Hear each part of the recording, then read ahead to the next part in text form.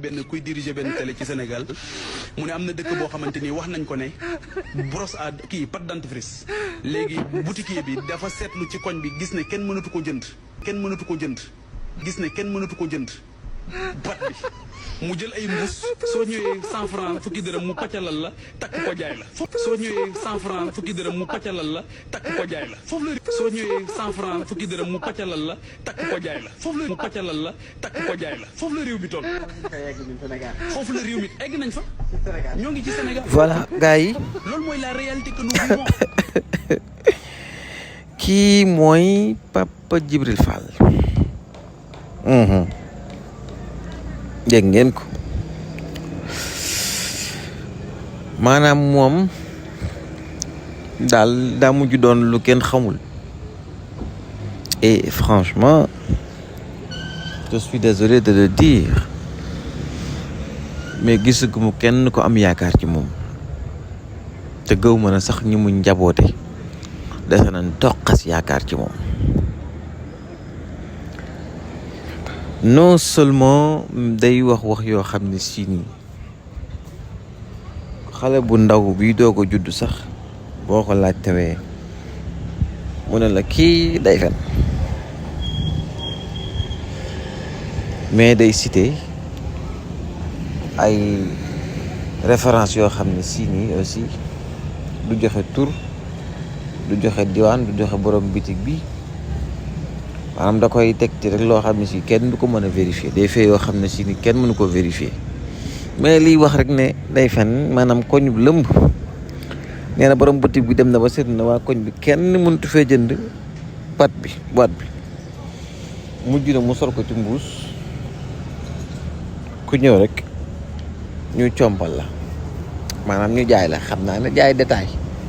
donc l'histoire va retenir que Pape Djibril moo njëkk a wax ci Sénégal ni am na boutique yoo xam ne si dañuy jaay détail lii nga xam ne si mooy pâte dentifrice te li wér te wér de mooy muy yéen muy man muy keneen ak keneen kenn doxagul ci boutique ba fekk ñu wekk ay mbuusi pâte dentifrice mel na ku wekk poobar wala ñu gis ku ubbi pâte dentifrice teg ci wetam nit ñëw mu toqal la nga dem kenn gisagu ko te kenn du ko gis. Pape nag yàq na boppam ndax Pape dem na ba fii ni nii man bu defee discours wala mu def plateau 1 heure j'essaie de compter le nombre de fois où je suis sûr à 100% que Pape a dit la vérité. Et souvent bu mooy sama décompte ci 0 la may la yem 0. Pape léegi day sosal kilifa diine yi day sosal këru diine yi Pape day sosal ñi gën a jub ñi gën a ñeme dëgg ci Sénégal daf leen di sosal ak ay histoire yoo xam ne kenn xamul lu mu doon. Pape day sosal dëkk yi chaque jour mënul toog ci télévision wala mu jàkkaarloog askan bi yor micro wax ba bàyyi te citéwul anecdote dama leen di nettali benn anecdote wala diw ca dëkk sàngam wala dëkk sàngam ca diwaan sàngam mu nekk ay wax yoo xam ne si nii dem nañ ba finalement ce sont des choses propres à Pape à lui seul nag. Je pense que jot na Pape Djibril ak ñu mel ne moom ñu supprimer leen ci lii nga xam ne si mooy nit ñi am kàddu ci réew mi nit ñi am baat ci réew mi nit ñi am daraja ci réew mi parce que la contamination existe et il n'y a pas que les maladies qui sont contagieuses. On peut contaminer une société par li nga xam ne si mooy ay kàcc ndax Pape kàccam yi mu nekk ba Sénégal yëpp xam na ay kàcc la bu demee ba am tur wala mu am xaalis te ñu leer ndoon kàcc bu boobaa bépp xale day mën a nekk sa référence mën ngaa kàcc yow it ba am xaalis comme niñ fi gisee ñu ne diw dof na ba am xaalis ñu bëri nekk ci yëfi dof ak i caaxaan pour fas yéene ci am xaalis. Pape mii buñ ko doolalee buñ ko teelul freiné ba mu am xaalis ci kàccam yi wala mu am ci tur wala mu am ci daraja dinañ dem ba ay gone it wala ay mag sax ci société bi ñoom it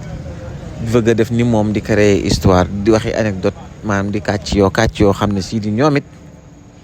dinañ ci bëgg amul tur wala ñu bëgg ci am xaalis. kon li wér te wér mooy Papa Djibril Fall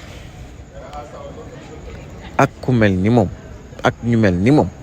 Papa Djibril Lo Bougane Barthélémy Dias Thierno Bocoum Thierno Alassane Sall ak ñeneen ak ñeneen Madiambal Cheikh Yérim Moustapha Diakhaté Ahmed Ndoye Abdou Nguer maanaam ñooñu dañoo bëgg a jël lekk lii nga xam ne si mooy sénégalais yi def leen ay fawukaay di indi beneen façon politique boo xam ne si nii c'est basé que sur des mensonges basé que sur des choses yoo xam ne si nii personne peut vérifier yu kenn mënul vérifier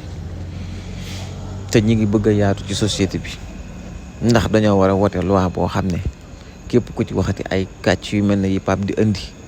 dan lay yóbbu ci yoon na la faaw nga indi les preuves wala ay justificatif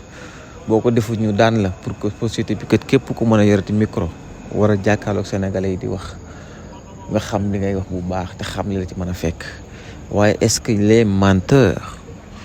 buñ nekkee di def ak nekk ak seen feebar bii leen dal muy la mythomanie ñu continuer ci def nii est-ce que bu boobaa ku nekk ci Sénégal da ngay am droit wax lu la neex teg ko ci ay kàcc kese te dara du la ci fekk? est-ce que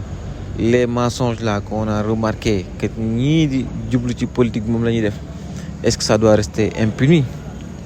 Moi je ne pense pas. Il faut que ñu def ay réformes di jéem a vérifier yenn homme politique yi li ñuy wax ci espace public bi bu dee da cee am lenn lu ci laxasu ci nekk ci ay kàcc ñu xool daan buñ leen ciy teg pour que ñu may nit ñi jàmm parce que lii jaadootul nekkatul feebar kese leneen a ngi ci biir leneen laxasu na ci biir te il faut ñu arrêter hémorragie bi balaa muy ëppi loxo. Asalaamaaleykum wa rahmatullah.